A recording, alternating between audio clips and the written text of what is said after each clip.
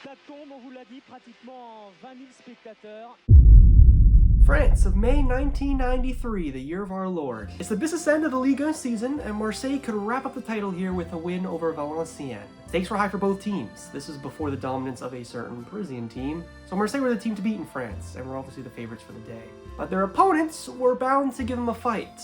Valenciennes were deep in a relegation battle and needed these points desperately.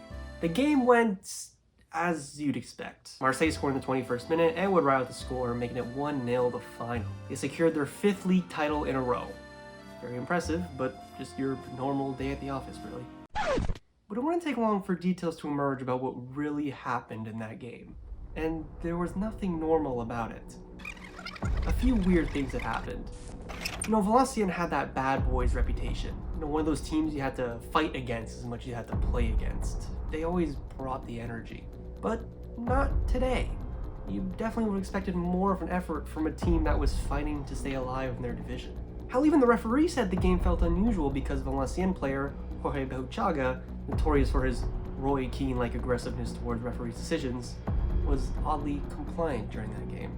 Everything was weird about the Valenciennes players. It's like they weren't even trying. If you read the title of this video, then you probably know that is exactly what was happening.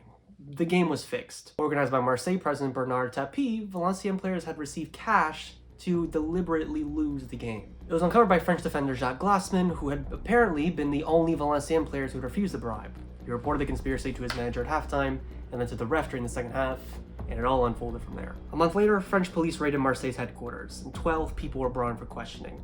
Team officials, players, and even some of their wives admitted to playing some kind of role in the bribe, but were still given prison sentences. Marseille's 1993 title was stripped, board members were forced to resign, and eventually the club was forcibly relegated to the second French division. The scandal was messy, to say the least, but it wasn't the only one of its kind. Like a virus that just doesn't ever want to go away, match fixing has persisted in sport for as long as there's been sport to fix. And as much as we all love to think that the game that we love couldn't be tainted by bribes and corruption, unfortunately that couldn't be further from the truth, perhaps even today.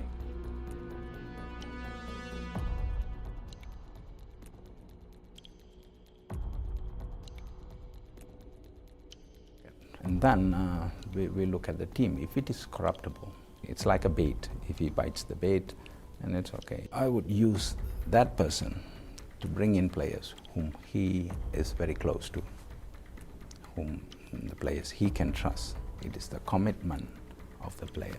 But of course, we would like to have the goalkeeper, we would like to have the defenders, then the strikers.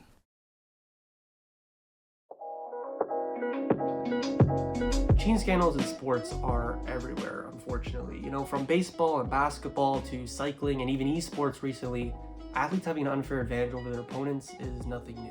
There's arguably nothing worse, though, than fixing a game. Probably because there isn't a more effective way to cheat. Whether using illegal supplements, thinner gloves, deflated balls, you still have an opponent that is actively trying to beat you. It could still very well beat you. But fixing a game is theater. Competition is stripped away, and your objective turns from not winning the game, but to make your win look believable. For those that are unfamiliar with the whole concept like I was, this is how fixing works. Let's say you are a crooked team executive. Your team is in dire need of results. You are very desperate, and desperate times calls for desperate measures. So you make a few calls. From this point onwards, you could approach it in a few ways. Either get in contact with an upcoming opponent about them throwing the game, or even contact your upcoming referee to ask about being more favorable towards you. This is how a host of Italian clubs participated in match fixing in the 2000s. It was uncovered that team officials from Juventus, Fiorentina, the Milan clubs, and a bunch of others would pay Italian league organizers to assign referees that they deemed more reasonable to their games. Calciopoli, as it was dubbed, is one of the biggest match-fixing scandals in history, and even led to Juventus getting relegated to Serie B. It's worth a whole other video. Anyways, whether it's through another club or the referee for your upcoming game, either have their pros and cons. The less people in on your little conspiracy, the better for you, and the less likely you'll be caught. But referees will probably want more money and care more about the validity of the game. So they'll be hard to convince. Typically, if there's anyone around you in the space that has a history of match fixing, then they'll probably be your primary target. Now, it's not as easy as simply calling up your upcoming opponent's manager or the referee and simply offering cash. Amateur move, really. A lot of people have been caught doing this. If you want to try convincing your opponents, the two clubs need a link. This could be a few players that used to play together on a separate team, or maybe an old executive you used to work with. It could also be a third party that brings them together, maybe a celebrity, an agent, or sometimes something a little more sinister. If someone is being pitched a match fixing scheme, they are much more likely to be on board if they are being recruited by someone they trust. Then you gotta know what'll convince them. It's not always just money.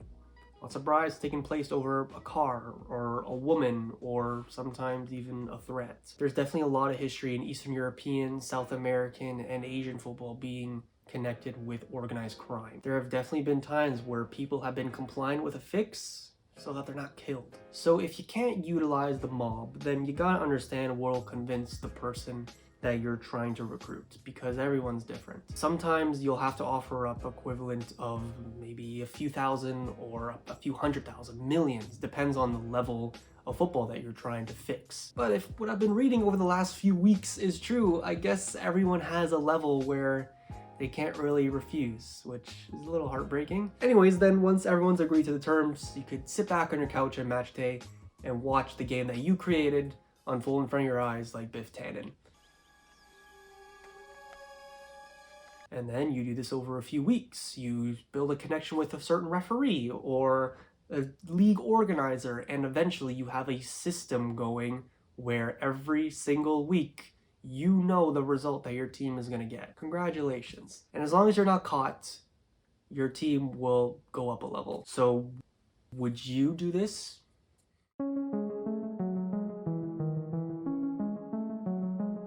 Correct me if I'm wrong, if anybody disagrees, but the beauty of sport is uncertainty.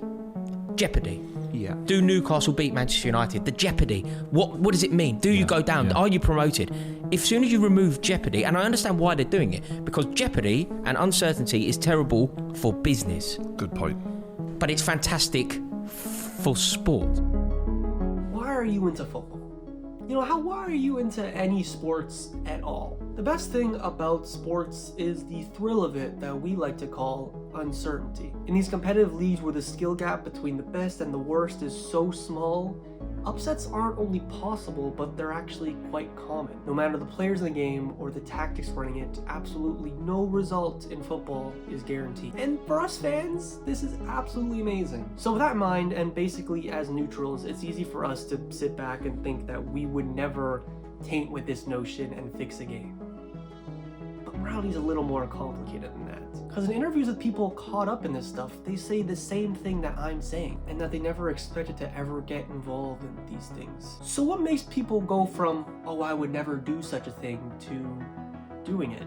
I think from a sporting perspective, there are two main factors that would make something like this happen, usually by club officials or owners. First is the stakes. You know, as much as our moms would tell us otherwise back in the day, football is more than just a game. Emotionally, for all of us, it's more than just a game, but for many, especially closer and tightly knitted in the footballing world, it is more than just a game financially. It is their livelihood, their business. With the exception of a few European powerhouses, most teams make the majority of their earnings through prize money. Say in England, the difference in prize money between the worst teams in the first division and the best teams in the second division is a difference of about £75 million.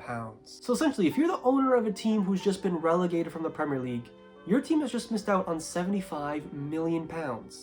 A big part of which would have gone straight to you. Making it into European competitions has even higher rewards. Being the winners of the Champions League last season, Chelsea pocketed a cool £95 million for their efforts. From a financial point of view, these stakes are absolutely massive, especially when the margin of error is so small, which is the second reason why someone would be persuaded to start fixing. Let's go back to that point I made earlier about the uncertainty of football. In some cases, a single mischance or a bad call from a referee is the difference between a team having a great season or a really terrible one. So when the skill gap is that tiny, and you're going into games that are essentially a coin flip every single week, team members from top to bottom are going to be looking at every single advantage they can get, especially when tens or hundreds of millions is on the line. This is how higher ups in the footballing world get these ideas. Let's rewind back to our Marseille story for a sec. Sometimes the difference in teams doesn't even have to be that small, especially when the team fixing has a culture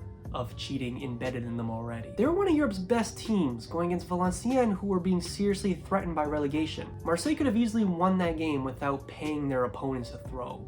So why take that risk? Well, again, like I said before, while Marseille were the heavy favorites, no result in football is an absolute guarantee. They were just spending a couple thousand euros, or francs as it was back in the day, to turn an 80% chance of winning to basically 100%. This is not the first game of the season that Marseille was fixing. And remember, this is the game that won them the title. It was really important to them, so that risk seemed reasonable. In the case of Valenciennes, I guess the feeling in the dressing room was that they didn't really stand much of a chance against Marseille. According to reports, while the bribe was being organized, one of the players dropped the line, quote, "You're gonna lose anyways, why not lose with 30,000 francs in your pocket," end quote. And that line sums it up really. And it's why so many of these smaller teams get involved in these match-fixing scandals, especially near the end of seasons where their fate is already sealed. And that leads to our next question, which I was really asking when I started doing my research for this video. How big is this problem really? How deep does the iceberg really go?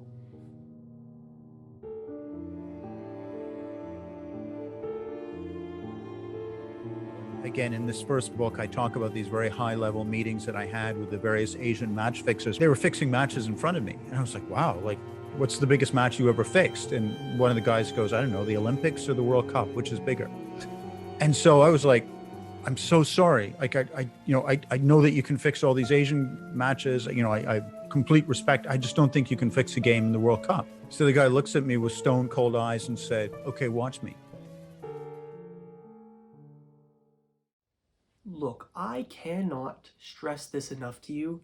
I am not even scraping the surface of how massive this practice is. Every single country you can think of, from Germany to Portugal down to Malta, there have been reports of these scandals everywhere. I swear to God, type in any country into Google and then the term match fixing, and you'll find a few cases of this stuff. I didn't think this was a big thing at all.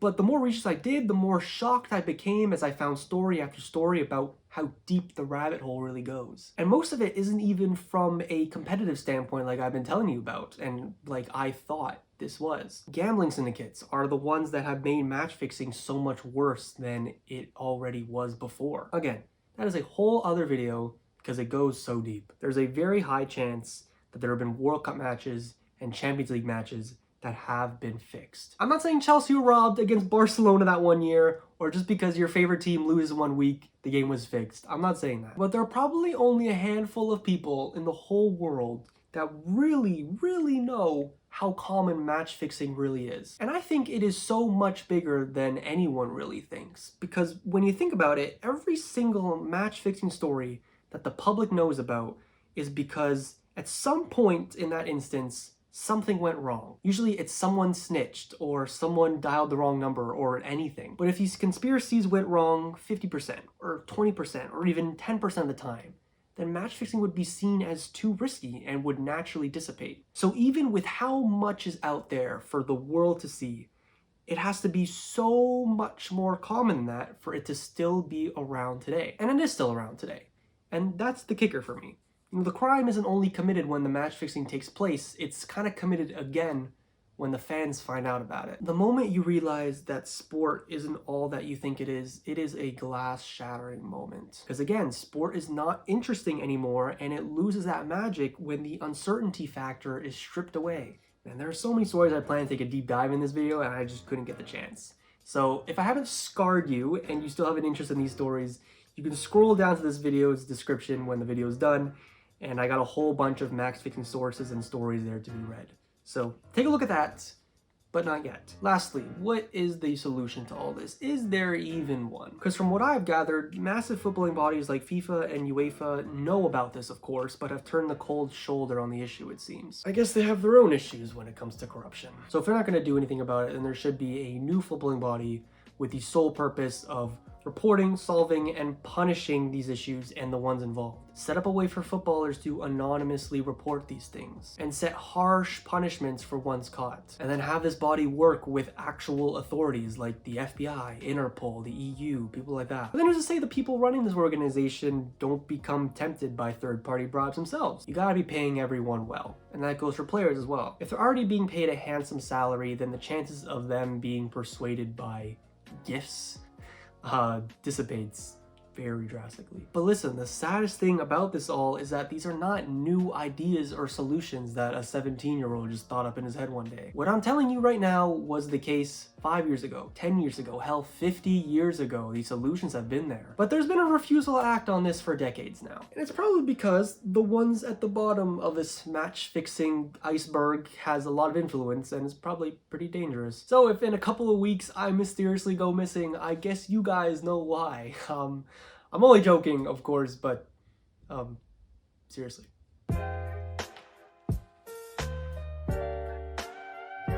If you're seeing this face for the first time, my name is Julian, and I hope to make plenty more deep diving videos into football just like this one. So if you don't want to miss any of them, scroll down a little bit, hit that big red button. You know I would massively appreciate it. Also hit that little notification bell right next to it so that you can be notified the second I upload a new video. Of course, if the production was something you enjoyed, you can give it a like. And again, if I've hooked you onto the world of match fixing, there's a bunch of sources down in the description that you can check out. With that being said, I hope to see you all again soon. Happy New Year, and ciao. Ugh. Oh, I am dead, aren't I?